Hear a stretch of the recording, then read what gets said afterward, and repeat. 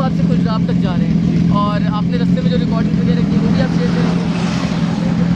और आपने इतने सब में आपका एक्सपीरियंस कैसा रहा? बहुत बेहतरीन रहा। हाँ, बारिश ने ज़रा तंग किया है, अच्छा, लेकिन उसकी वजह से राइडिंग स्लो हो जाती है, बहुत टाइम ज़्यादा लगता है। और आप वगैरह की क्या एक मैसेज देंगे हमारे टूरिस्ट को कि वो यहाँ पर क्यों आए और क्या आपने वो चीज़ वो यहाँ पे आए, खूबसूरती देखें पाकिस्तान की।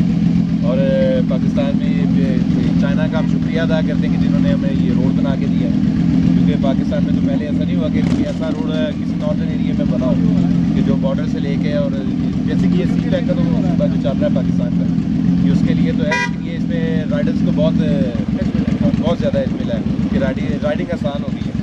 स्पोर्ट्स कभी पहले आए नहीं थे गुजरात तक, अभी स्पोर्ट्स को गुजरात तक जाते हैं, तो ये बहुत बड़ी बात है। और सबसे अहम चीज़ इसमें ये है कि राइडिंग का पाकिस्तान में क्या फ्यूचर है? राइडिंग का फ्यूचर है, ये हमारी गवर्नमेंट को थोड़ा सोचना चाहिए कि टैक्सेस पे थोड़ा सा लीव दें आवाम को, लेकिन ना हर चीज़ पे चाहे वो पार्ट है चाहे वो बाइक है 300% टैक्स लगा रहे हैं, तो इसमें चाहिए ना कि थोड़ा सा लीव दें ताकि हर बंदा बाइकिंग का शौक पूरा कर सके।